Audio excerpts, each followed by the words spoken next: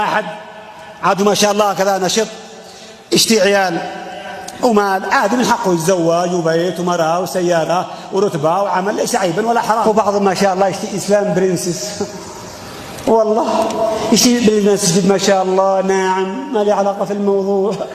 وإحنا عاد تخرج، والإسلام من اللي عيدافع عليه، والقرآن من اللي عيدافع عليه، والسنة من اللي عيدافع عنها، والدين من اللي عيدافع عنها.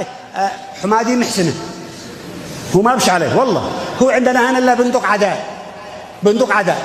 فإذا قرح الراعد توكل على الله، وبعدين برنامجه صوموا رؤيته وافطروا رؤيته، وإن غم عليكم فأتموا العدة. مش بالصف الأول وصلاة وقرآن ما شاء الله وعامل نفسك أنه أونطة وخارج قزة القزاز، ما يجوز يا أخي. إن الصلاة تنهى عن الفحشاء والمنكر. صلي صلاتك لك، قرآنك لك، أذكارك لك، دعائك لك، قومتك لك، خوفك لك، خشيتك لك، توبتك لك، استغفارك لك، لكن باقي معك أخلاق خارج.